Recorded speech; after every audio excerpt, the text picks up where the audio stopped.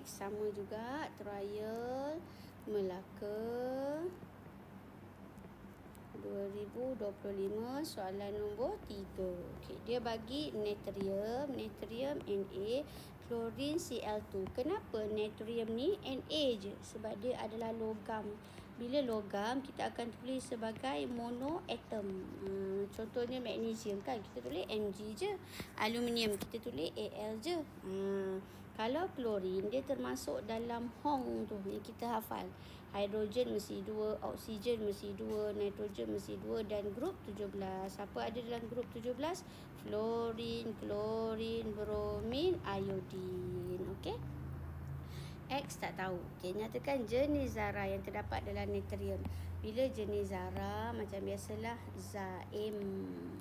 Okey, dia nak untuk natrium. Natrium tadi Na. So Na ada satu saja. So dia adalah atom.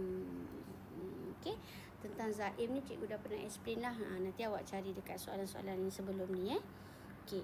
And then dia kata takat lebur klorin dan takat didih klorin masing-masing ialah 101.34.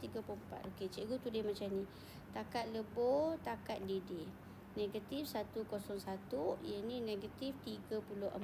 Okey, dia kata apakah keadaan fizik klorin pada suhu 27. Okey, nilai 27 ni tak ada dekat sebelum ni, tak ada. Dekat tengah-tengah antara ni dengan ni pun tak ada. Tapi area sini dia ada.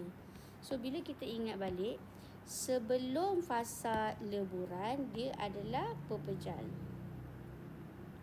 Selepas capai takat lebur, dia akan jadi cecair. Selepas capai takat didih, dia akan jadi gas. So, nilai 27 ni kat sini. So, keadaan jirim dia adalah gas. Okey. Alright, sebatan X terbentuk apabila natrium bertindak balas dengan klorin. Tulis persamaan. Okey, natrium tadi kita dah cakap dah, dia adalah monoatom sebab dia logam. So, Na plus klorin Cl2 sebab dia Hong tadi. Okey, arrow. Okey, Na plus Cl minus darab silang NaCl. Balance kan? Kat sini ada 2, kat sini ada 1. So, cikgu kena letak 2. Bila cikgu letak 2, natrium jadi 2. So, cikgu kena letak 2. Okey, alright. Last one. Hitungkan jisim natrium yang diperlukan. Okey, cikgu salin balik persamaan kita tadi. Kita dapat 2Na plus Cl2 arrow 2NaCl. Okey, dia kata hitungkan jisim natrium. Okey, dia nak jisim natrium yang diperlukan untuk bertindak balas dengan 2 mol klorin. Okey, 2 mol klorin kita ada 2 mol klorin. Ini kita ada 2 mol. Okey, so ingat, kita mesti guna step MRS. Tapi M ni dah selesai dah sebab dia dah bagi 2 mol klorin. So, cikgu tak payahlah kira mol. Cikgu terus pergi kepada buat ratio. Belah kiri adalah apa yang kita ada. Belah kanan adalah apa yang dicari.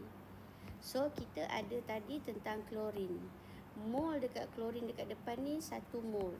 So, 1 mol klorin nisbah. Kita nak cari tentang natrium. Natrium mol dia adalah 2. 2 mol natrium. Kan?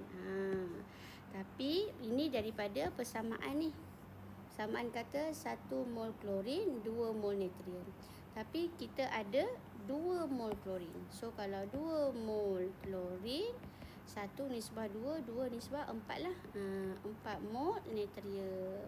Kalau tak boleh congak, okey, apa yang kita buat? Darab gerak belakang bahagi. Okey. Kemudian S. S ni adalah solve problem. Okay, so problem tu S kalau dia cari GC, maksudnya bilangan mol darab dengan GC molar. Kalau kita cari isi padu, maksudnya bilangan mol darab dengan isi padu molar.